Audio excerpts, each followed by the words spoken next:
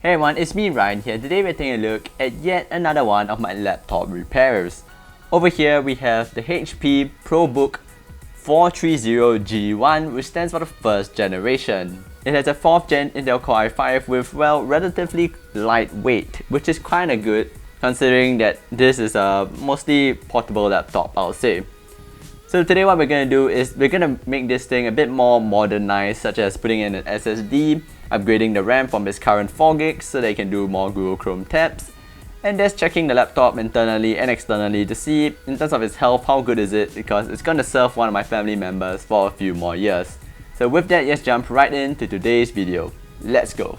So for the current configuration of the laptop, as of now, it's an i5 4200U with 4GB of RAM DDR3 at 21800S and timings of 1112F3, a 512GB HDD along with 802.1 Wi-Fi card. So quite alright specs, I say, for Windows 7. Though Windows 7 itself poses an issue as it's no longer supported with updates. And generally, these specs are only okay for Windows 7. Hence, the things that we needed to be changed for Windows 10 would be definitely Windows 7 to have a more safer operating system, the hard drive, as a hard drive is generally really slow in today's age and most things are moving towards solid state drives. An additional 4GB of RAM also would be great, as it will help with Google Chrome browsing, giving it a total of 8GB of RAM. Thus, it's time to go off the carousel to source for the same stick of RAM with the same speed, the same brand, and the same timings. So here's the meetup.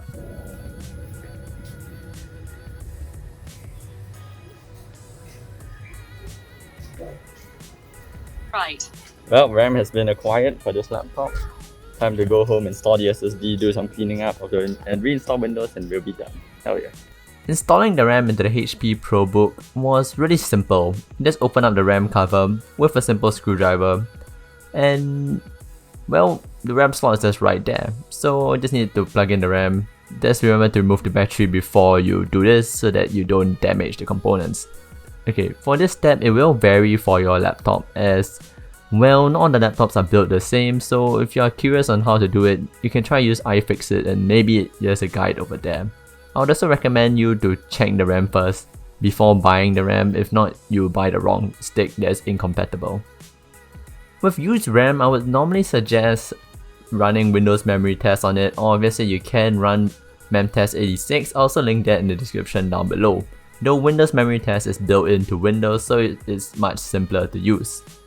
If you say you have Windows 10, just type Windows memory test, or if you say you don't have Windows 10 or Linux, all you need to do is make a Windows installer and plug it into your system, boot to it, then run the memory test on that. For the settings in Windows memory test, I normally put it as extended and turn on caching. I just leave it at 2 rounds. Now we have successfully verified that the RAM is in working condition and there's no issues. In Windows itself, it also shows 8GB of RAM in total, which is great. Now will be time to change the SSD, as that's gonna be the last thing that slows down the system. I would suggest buying brand new for this, as I wouldn't recommend you trying to go out and buy a used one. I'll link some good SSDs that you can buy brand new in the description down below, something like this Patriot 2.5-inch SSD. That's about 480GB at 78 HDD, which is quite good, all shipped to your house.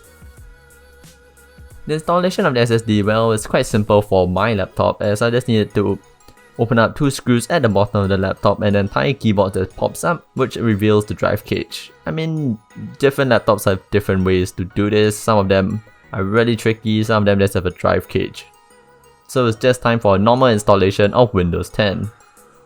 It's like any generic Windows install, there's nothing much to worry about. The product key is already tied to the motherboard of this laptop, so it's fine. It will be activated. And that's after downloading drivers from HP's website and updating Windows itself to the latest version, which at this time is 2004, and we're pretty much done. Last of all, there's just a nice little thing you can do to your laptop, is just give it a good cleaning with some alcohol swabs and a wet towel. Not too wet though.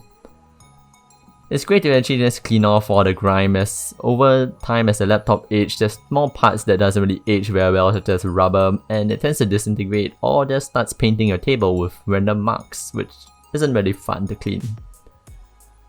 Okay, so with that, we have made this laptop ready for Windows 10 use, as it has quite a decent processor for today's usage, just for web browsing and Microsoft Word, as it's a quad-core processor. 8GB of DDR3 RAM is good enough for Windows to use, along with some Google Chrome tabs. A 512GB SSD do make this laptop feel like a modern laptop nowadays, especially with Windows 10. Okay, so if you guys enjoyed this video, leave a like, subscribe, share, comment down below, and I guess I'll catch you guys in the next video. Peace out.